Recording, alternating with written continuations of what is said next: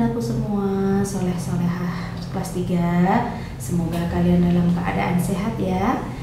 Bertemu lagi sama Bu Wanti. Kita akan belajar tema 6, yaitu energi dan perubahannya. Subtema 4, penghematan energi, muatan bahasa Indonesia. Nah, sebelum belajar, mari kita bersama-sama berdoa terlebih dahulu. Bismillahirrahmanirrahim. Rabbi zidni ilma warzuqni fahma.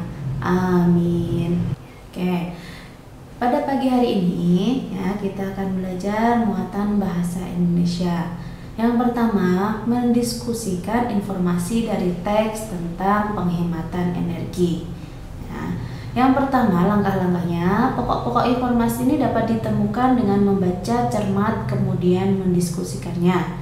Dengan berdiskusi, kita dapat bertukar hasil bacaan dengan teman diskusi, sehingga informasi yang kita dapat semakin banyak.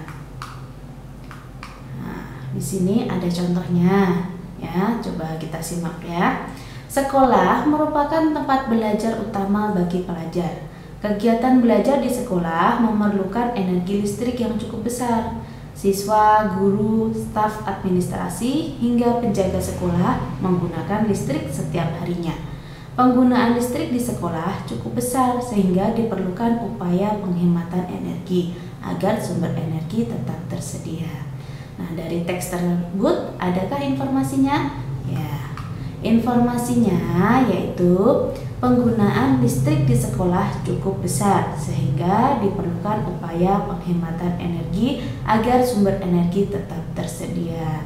Nah, itulah informasi yang terdapat di dalam teks. Jadi, kita baca terlebih dahulu teksnya dengan cermat, kemudian kita temukan, kita cari informasi yang ada di teks tersebut. 2. Menyusun cerita dari kata kunci. Setelah mendapatkan informasi dari teks pembelajaran sebelumnya, kalian dapat menyusun cerita dengan kalimat sendiri. Untuk dapat menyusun cerita, identifikasi terlebih dahulu kata kunci yang terkandung dalam teks yang telah dibaca. Setelah menemukan kata kunci, susunlah cerita dengan kalimat efektif dan kata-kata baku supaya ceritamu dapat dipahami oleh pembaca. Coba perhatikan ya, perhatikan gambar di bawah ini.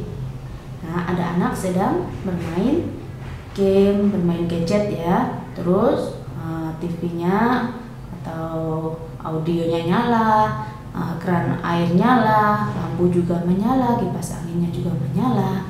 Nah, coba kalian perhatikan. Kemudian ada kata-kata yang ada di sampingnya, ada kata hemat, energi, pemborosan, lingkungan, dan kewajiban. Kita susun ceritanya seperti ini. Sikap yang dilakukan Dedi merupakan sikap pemborosan energi. Kita tidak boleh meniru sifat Dedi. Sebagai warga yang baik, kita memiliki kewajiban untuk menghemat energi. Dengan menerapkan sikap hemat energi, kita turut serta menjaga kelestarian lingkungan. Nah, dari kata-kata tadi bisa disusun ya, dipadukan dengan gambar, dibikin sebuah cerita. Ketiga, menemukan informasi dari gambar tentang penghematan energi. Informasi tersebut dapat digali dengan menggunakan kata tanya. Misalnya, apa, di mana, kapan, siapa, mengapa, dan bagaimana. Masih ingat ya kegunaan dari masing-masing kata tanya tersebut? Untuk lebih memahami informasi yang terdapat dalam gambar, amati gambar dengan seksama ya, diperhatikan gambarnya, diamati. Kemudian catatlah informasi yang terdapat pada latar belakang gambar. Terus perhatikan secara detail setiap bagian gambar supaya memperoleh informasi yang utuh. Nih contohnya. Yuk disimak ya. Setiap hari Dedi diantar oleh ibu atau ayahnya berangkat ke sekolah. Jarak rumah Dedi ke sekolah cukup jauh jika ditempuh dengan berjalan kaki. Oleh karena itu, Dedi diantar ke sekolah dengan naik kendaraan bermotor. Nah, dari cerita itu, ya dari teks tersebut bisa kita membuat pertanyaannya. Contohnya, bagaimana Dedi berangkat ke sekolah? Jawabannya pasti ya mengacu pada teks.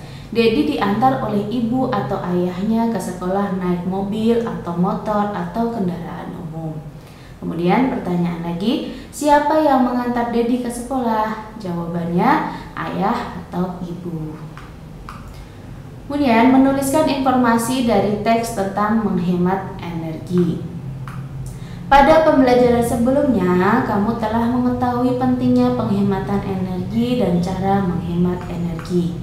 Kamu dapat menuliskan informasi terlebih dahulu dengan menandai atau mencatat informasi penting.